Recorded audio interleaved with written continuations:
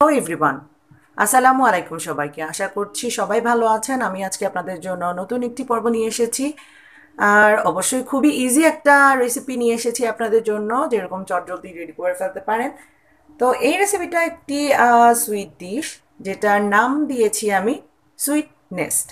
তো সেমাই দিয়ে আমি রান্না করব। তো রান্না করার পরে আমার আমার কাছে এটাকে পাখির বাসার মতো দেখতে লাগে।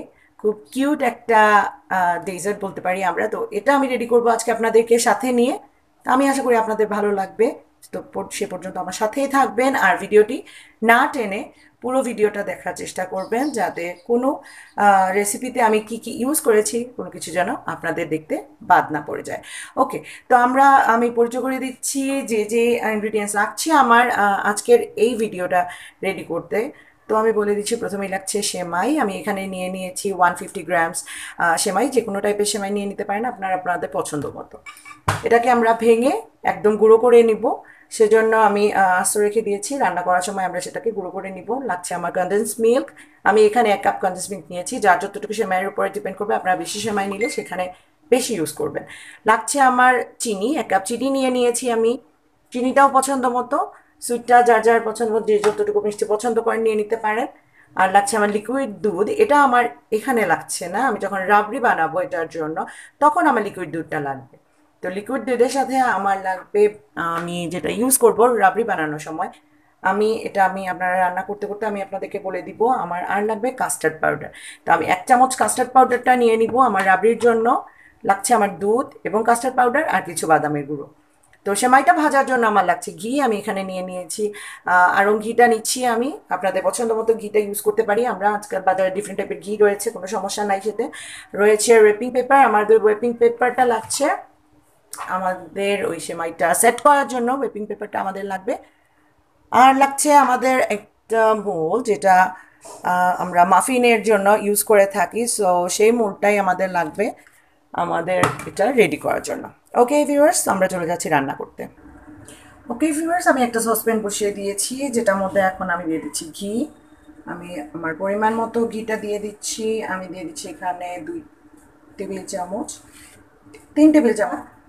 ঘির জন্য কিন্তু এটা টেস্টটা আরও বেশি আসবে, কারণ ঘির সুগন্ধটা পুরা সেমাইয়ের মধ্যে মিশে যাবে।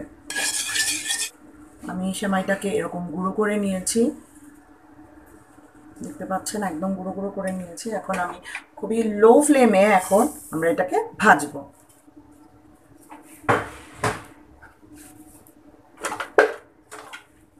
তো আপনারা এখানে চিন্তা করতে পারেন যে আমরা এখানে গুঁড়ো দুধ দিব কিনা, বা অন্য টাইপের কোনো লিকুইড দুধ ইউজ করবো কিনা। না, এখানে অন্য কোনো টাইপের দুধ ইউজ করা যাবে না। এখানে কনডেন্স মিল্কই লাগবে, কারণ এটাকে স্টিকি করতে সাহায্য করবে কনডেন্স মিল্ক।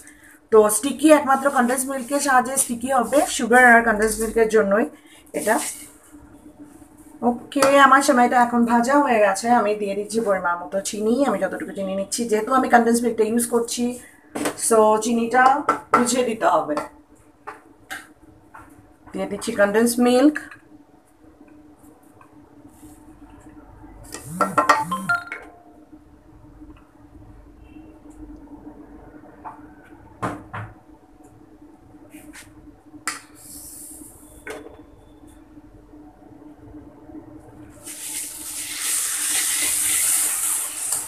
তাকে বারবার নাড়তে থাকতে হবে, তা না হলে এটা পুড়ে যাবে, যেহেতু মিষ্টিটা আছে এটার মধ্যে।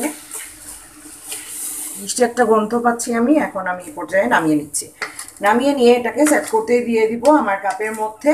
মাফিনের মোল্ড যেটা নিয়েছি আমি, সেটার মধ্যে একটা বেকিং পেপার বিছিয়ে আমরা ওইটার মধ্যে কাপের মতো, বাস্কেটের মতো করে ওইটাকে শেপ দিয়ে দিব।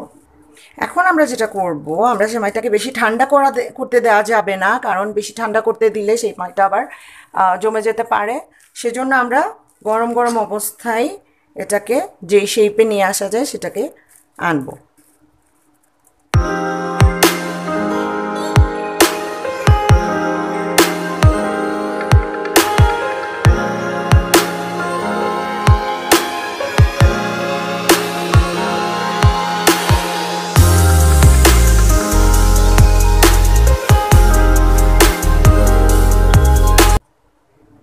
ওকে ভিউয়ার্স, রাবড়ির জন্য দিয়ে দিচ্ছি দুধ। ওকে ভিউয়ার্স, দিয়ে দিচ্ছি চিনি পরিমাণ মতো অবশ্যই মিষ্টিটা যে যতটুকু পছন্দ করেন তার উপরে ডিপেন্ড করবে। দিয়ে দিচ্ছি অল্প একটু কনডেন্স মিল্ক। সুইটটা অবশ্যই যারা কম খান তারা পছন্দ মতো সুইটটা অ্যাড করে ফেলবেন। কাস্টার্ড পাউডারটাকে আমি গুলিয়ে নিয়েছি, এখন আমি দুধে কাস্টার্ড পাউডারটা দিয়ে দিলাম। এখন নাড়তে থাকবো, এটাকে একটু ঘন করে ফেলবো, রাবড়ির মতো করে ফেলবো আমরা। এটা একটা ঘন দুধের ব্যাটার বানিয়ে ফেলবো এটাকে। সে পর্যন্ত বারবার ঘন ঘন নাড়তে হবে এটাকে।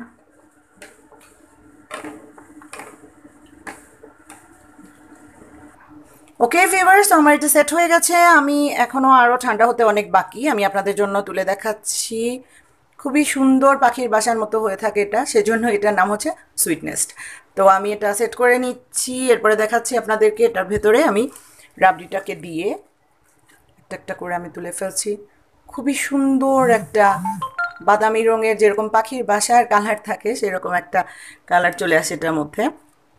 ওকে, তো আমি প্রত্যেকটা তুলে ফেলি এরকম। ওকে ভিউয়ার্স, আমি প্রত্যেকটার ভেতরে এই ক্রিমটাকে ঢুকিয়ে দিচ্ছি আর আপনাদেরকে দেখিয়ে দিলাম কিভাবে আমার বাস্কেটগুলো রেডি হয়েছে। ওকে ভিউয়ার্স, আমি ফিলিংটা দিয়ে দিচ্ছি প্রত্যেকটার ভেতরে।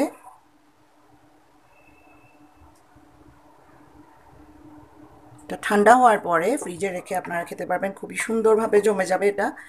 আর খেতে তো অবশ্যই দারুণ লাগবে, খুবই টেস্টি একটা ডিফারেন্ট টাইপের একটা সুইটনেস্ট মনে হবে নেস্ট। তো আমার হয়ে গেছে, ক্রিম ফিলিংটা ভরা হয়ে গেছে। আমি কয়েকটা বাদাম ক্রাশ করে রেখেছিলাম, সেগুলো দিয়ে দিচ্ছি এটার ভেতরে।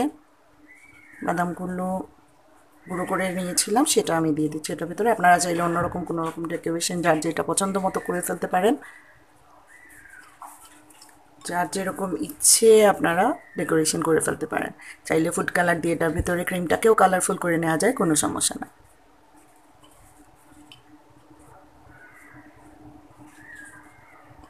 করব, আপনারা অবশ্যই অবশ্যই অবশ্যই বাসায় ট্রাই করবেন এটা।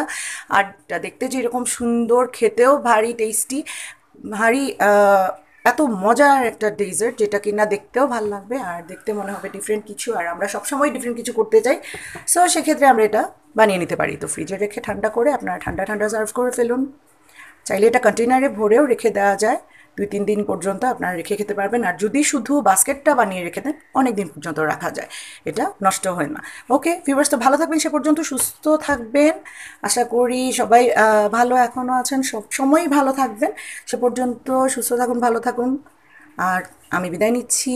আর আমার ভিডিওটি যদি ভালো লেগে থাকে আপনাদের, তো অবশ্যই একটা লাইক করতে ভুলবেন না। আর যারা এখনও আমার ভিডিওটাকে সাবস্ক্রাইব করেননি, তারা ইজি রেসিপি পাওয়ার জন্য অবশ্যই আমাকে সাবস্ক্রাইব করে ফেলবেন। আর আমার বেল আইকনটি অবশ্যই প্রেস করে রাখবেন, পাশে থাকা যে বেল আইকনটি রয়েছে, তো আমার যে কোনো ভিডিও আপনার কাছে পৌঁছে যাবে খুব তাড়াতাড়ি।